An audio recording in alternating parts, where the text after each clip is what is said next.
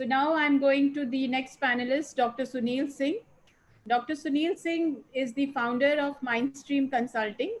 He was previously associated with Cadila Pharmaceutical as a CHRO.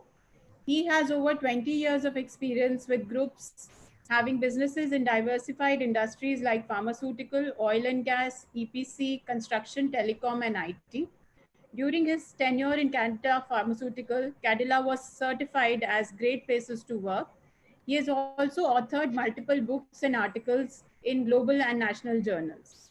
So, Dr. Sunil, what are your thoughts on the paradigm shift in the organizational design and structure in the post COVID 19 era?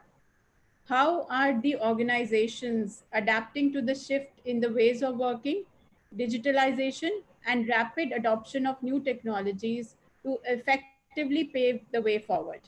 Over to you, Dr. Sunil. Thank you, Sakshi. So first of all, thanks to Swades, Anand, Yamini, Bijan. You brought lots of good points, what organizations are doing. I like the part which Swades said that employees are watching you during these times. This piece was repeated by Anand as well, that this is a time to show that those PowerPoints really meant, or was they really the PowerPoint. Yamini talked about the mental health. Bijan talks about what's happening on the vaccine development front. So I'll not cover these parts probably, but Anant, you talked about we survived many catastrophes so far. And actually, it's a mild one, what we are facing at this point of time. If you look at the fatality rate of the world wars, they are far, far more compared to what we are going through. So few things which I will talk about is not something which organizations are really doing at this point of time. There are some green shoots in different sectors, in different organizations, but probably they have not been kind of adopted to the level which they should have adopted. So for example, if you look at Zoom, which we are using at this point of time, when was it founded? Probably early 2000. Look at the Microsoft Team, Hangout, Google Meet, look at the multiple video learning thing, e-learning thing. Some organizations were pioneers. And Anant, you are right that organizations which invested in those, Biren also talked about, they are reaping the benefit of that investment today. And organizations which didn't do those investment at the right time are founding kind of a wanting at this point of time. So now the question is that, will you wait for another crisis like this to invest in something newer? So what I feel is that probably there was one chance in the 2008 crisis as well, where organizations could have become more leaner, could have a kind of a structured in a better, more optimal fashion. But we kind of discarded that as a financial crisis. And we kind of kept the flab with us. So human part, I do respect, but I will also say that we'll come out of this with more of economics and human. So economics will matter, and economics will matter in the way we will structure, will work. Work is going to change. Work is not going to remain the same. We are seeing that. Sanant, you talked about how the people are innovating at the normal level. But at the same time, in the organization, what we have seen that you bring the people, they will find a work for themselves, even if that never existed. So what many of the HR guys never question is that, does this work really exist in reality, or it's a virtual work, which is a creation of somebody's dream? So does those roles, those positions really exist, or somebody protecting those roles? And those are the tougher questions which HR guys have to answer in the coming days. We will have to answer that, does this function really needed inside?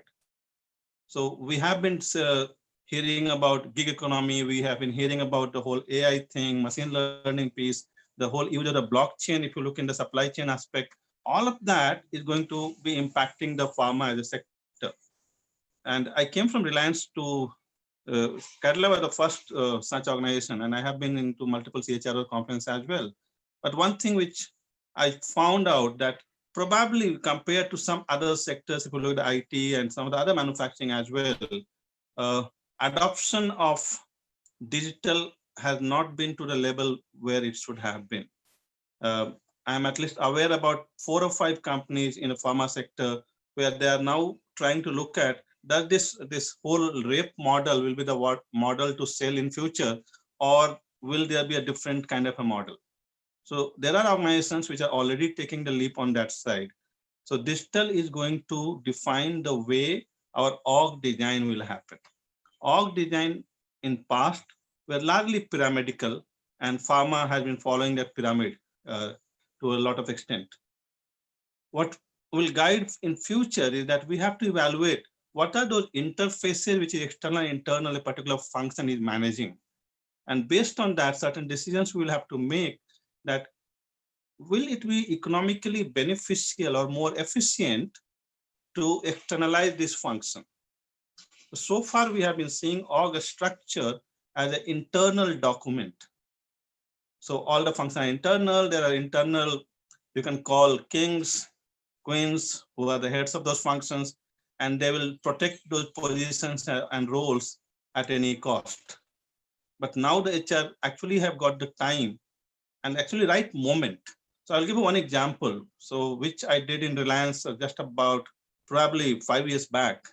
5 years back, I made a decision that there'll be no classroom. And what happened at that point of time, a huge cry from every sector, be it my petchem business head or R&M business head or anyone, they were like, what is it? Are you saying that there'll be no classroom training? Thankfully, kind of as a learning team at that point of time, we stood on that decision. Probably it was a little ahead of time, but that helped Reliance. And that is something which now you look at, in the name of COVID, everything is selling. Those people who were like not accepting that something digitally can happen are like champions of that. So this is an opportunity given to all the HR professionals that this is a time, sell those forward-looking ideas, that can I look at the structure differently? Can I bring on the structure a set of gig workers? Look at the whole thing that during the whole cycle of the year, or maybe a business cycle of 3 to 4 years, what is the productivity or seasonality of a function? Basis that we have to see that whether that particular function is required inside or outside. So it's a God-sent opportunity for all HR professionals that please use some of the digital design principles. In the traditional design principles, we looked more on the workload analysis, where the managers, the HODs used to define that what will be the role, but use little more of economics this time and see that, okay, can the, what I call a Williamson coach will win. So coach was the transaction cost thing. So he says that if something can happen cheaper in the marketplace, that will be externalized. But if the same thing can happen internally more efficiently, that will happen inside the organization. That's the reason organizations exist. And that's the reason at the around 2000 time, you saw lots of outsourcing in the IT sector. So lots of things which were repetitive in nature, lots of things which were transactional in nature, IT sector took that leap and created outsourced organizations. In the pharma also, we have been doing to some extent. So for example, the drug which is like kind of matured, selling is happening automatically, you give it to third party to sell. Some of that model is already working, but that's a very limited kind of a thing. Some outsourcing happening on the CRO side, so that's also happening. But it's time to look a little more deeper and see that where org design is really the right optimal design, which can take us to 2030. Don't design for 2025. That will not help you. What will help us is the look at the 2030, factor in gig economy, factor in that talent will be available. I saw many questions where I said, okay, how the employees can be protected legally, what we are doing. All that is fine. In fact, one other thing which I would like to bring in and where the HR can sensitize the employees, which are very typical of the Indian market. So if I look at the international market, US, Europe, individuals spend a lot of money on their own self-development. Whereas In India, that was a very different kind of a development economy. So if Anant nominates somebody or Yamini nominates somebody for training, then it's fine. But till the time that nomination does not happen, I'll keep waiting. So organization will do something for me. So while Swadesh is doing lots of good things, Anant is doing lots of good things, but reality, the fact is this, the trust level after this crisis will go down. It's not going to go I think up. very valid So, point, Dr. Sunil. And few of the learnings I think which you are sharing is phenomenal, and particularly about the change which will get accelerated. So our adoption of the digitalization, which we were always thinking, and now all of a sudden every organization is adopting it, and many other valid points that what you have shared, I think, are critical for our participants. And there are many additional questions coming in. You can see the flow of questions coming in here, and we are actually receiving questions, a lot of questions from our other platforms. So I would request now Sakshi to basically take on the so next. just I will finish one last part, which I was Please, saying here. please go ahead. Let me finish this logic. So what I was saying is that HR have to sensitize the employees that keep yourself employable. Organizations are not bound to keep you employable. And that sensitization HR can do. What happens is that they unnecessarily make you feel guilty that why I'm being fired.